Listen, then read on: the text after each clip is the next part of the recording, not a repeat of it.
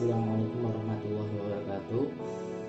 Nama saya Muhammad Zulfan Arif akan menjelaskan tentang hukum nun mati dan tanwin dan hukum mim mati dan tanwin. Yang pertama, hukum nun mati dan tanwin. Pengertiannya adalah nun mati disebut juga nun saknah, sedang yang dimaksud dengan nun mati adalah nun yang tidak berbaris. Ia menggunakan harokat sukun sehingga nun itu tidak dapat dibunyikan kecuali diawali huruf lain. Contoh indayanmu. Indayanmu. Hukum nun mati dibagi 5. Yang pertama ada idgham bigunah. Idgham bigunah adalah membunyikan nun mati atau tanwin dengan memasukkan pada huruf idgham bigunah. Huruf idgham bigunah ada ya, nun, mim, waw disertai mendengung. Cara membunyikannya harus memasukkan nun mati atau tanwin pada keempat huruf tersebut. Contohnya, jika nun mati bertemu ya, man yakulu dibacanya may yakulu karena nun mati bertemu ya, hukumnya idgham bigunah. Yang kedua ada contohnya min malin karena nun mati bertemu mim jadinya mim malin karena hukum bacaannya idgham bigunah dan yang lainnya. Syarat idgham bigunah itu ada juga. Hukum bacaan idgham bigunah mempunyai syarat yaitu harus terjadi dalam 2 kalimat atau tidak bergandengan atau harus berpisah. Jika hukum idgham jika tidak dalam berpisah atau tidak dalam 2 kalimat, maka hukum bacaannya adalah idhar atau jelas. Contohnya sinwanun tapi wawnya berkaitan dengan nun mati, maka bacaannya adalah idhar, jadi jelas. Sinwanun bukan tapi sinwanun gitu. Oke, lanjut lagi ke yang kedua ada idgham bila gunnah. Idgham bila gunnah pengertiannya yaitu cara membaca pada mim mati atau tanwin dengan memasukkan pada huruf lam atau ro. Lam atau ro adalah huruf dari idgham bila gunnah. Karena itu huruf idgham bila gunnah terdapat 2 jelas saja, yaitu lam dan ro. Jika dalam nun mati atau tanwin bertemu salah satu huruf itu, maka wajib dimasukkan padanya huruf lam dan ro tapi tanpa mendengung. Ya, contohnya miladunhu karena nun suka bertemu lam maka jadinya miladunhu bukan tapi miladunhu tanpa mendengung, miladunhu begitu. Yang ketiga ada iklab hurufnya cuma 1 yaitu ba. Cara membacanya itu mengganti nun mati menjadi mim mati.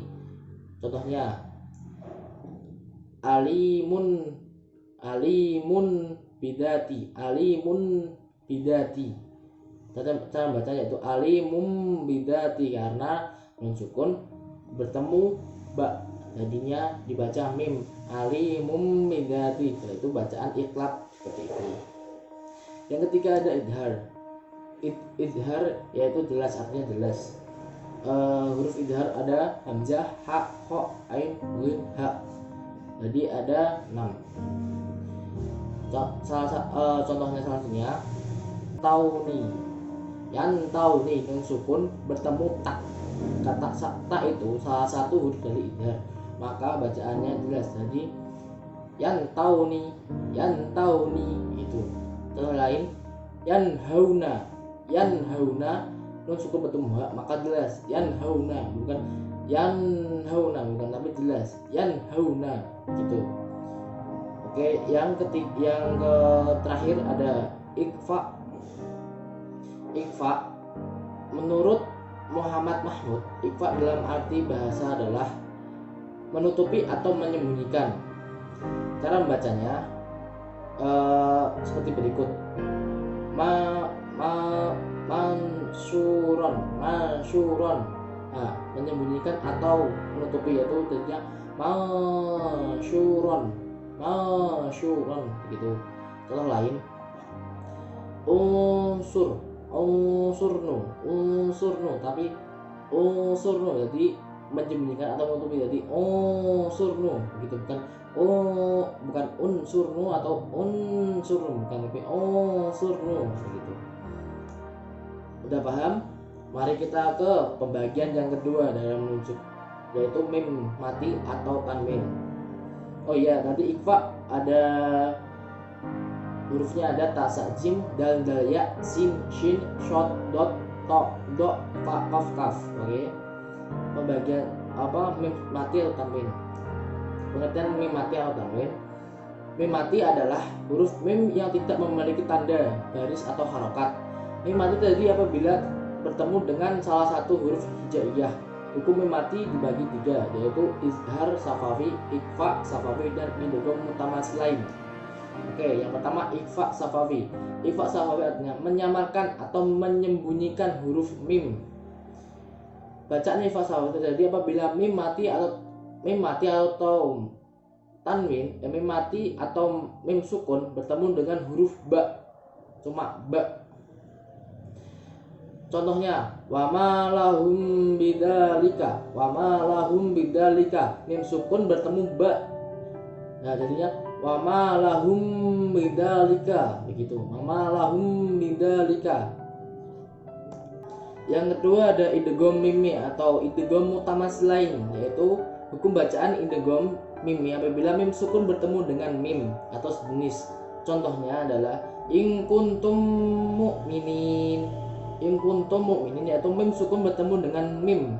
Jadi bacaannya in kuntum mu'minin, begitu. Yang terakhir ada idhar safawi. Idhar safawi yaitu terjadi apabila mim mati bertemu dengan salah satu huruf hijaiyah selain mim dan ba. Bacaannya jelas. Contohnya liyabluwakum ayyukum ahsan. Mim sukun bertemu alif, jadinya liyabluwakum ayyukum ahsan. Bukan liyabluwakum, bukan begitu, tapi liyabluwakum ayyukum ahsan.